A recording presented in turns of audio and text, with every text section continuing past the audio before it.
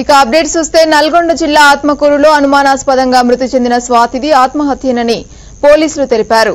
Post mortem చేసేటప్పుడు video recording చేసి పెట్టామని, అందులో స్వాతిది ఆత్మహత్యనని రిపోర్టు వచ్చినట్లు చెప్పారు.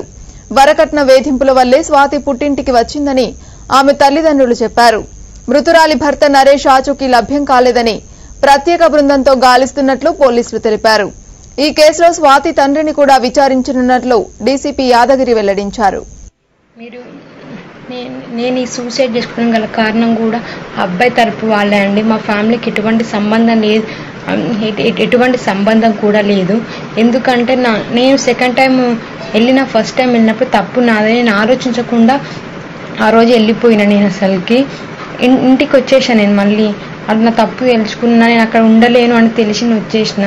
ఇంటికి వచ్చేసి నా లైఫ్ ఇన్స్లోపు మా పేరెంట్స్ ఒక్క దెబ్బ కూడా కొట్టలేను. ఇప్పుడు నాకు అర్థం కావట్లేదు అసలు మా పేరెంట్స్ ఎంత పెద్ద తప్పు చేసినా కూడా నన్ను ఒక్క దెబ్బ కూడా ఎందుకు కొట్టలేదు నాకు ఇంకా అర్థం కావట్లేదు అసలుకి.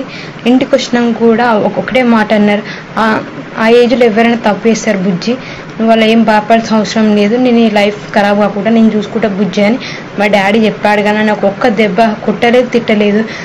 వేరే పేరెంట్స్ అయితే ఇప్పటికైతే ఆ అమ్మాయిని చంపేది అసలుకి. కానీ నన్ను మాత్రం మా డాడీ వాళ్ళ మమ్మీ కూడా ఒక్క మాట అనలేదు, మా రిలేటివ్స్ నన్ను ఒక్క మాట అనలేదు. ఇలా జరిగిందైతే జరిగిపోయింది కదా అన్నారు. ఓకే నేను సైలెంట్గా నేను ఇంట్లో ఉండిపోయాను.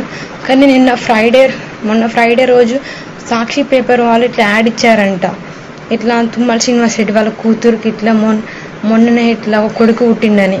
నేను ఆ అబ్బాయితో వెళ్ళిపోయి 1 month అయ్యింది. 1 monthలో నాకు ప్రెగ్నెన్సీ ఎలా వస్తుంది అసలుకి, కొడుకు ఎలా పుడతాడు?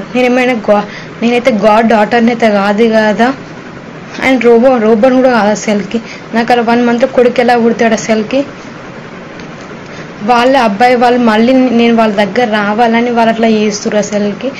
ఈ అమ్మాయి ఎట్లయినా బతికినా చచ్చినా కూడా మా కొడుకుతోనే ఉండాలని వాళ్ళు అట్లా చేస్తున్నారు. వాళ్ళని పోయినా కూడా నన్ను అబ్బాయి చాలాసార్లు అడిగిండు, నీకు ప్రాపర్టీ ఎంత ఉంటుంది, నీకు ప్రాపర్టీ ఎంత వస్తుంది అంటే, మా ప్రాపర్టీ 18 acres ఉంటుంది అన్నా. నేను అయితే మీ అక్కకి ఎంత ఇచ్చి రాస్తే మీ అక్క కట్నం ఎంత ఇచ్చిన అంటే 25 lakhs అని చెప్పిన. గోల్డ్ ఎంత అంటే 26 or 30 ఉంది నేను అన్నా. మరి నీకెంత ఇస్తాడు మరి మీ డాడీ అంటే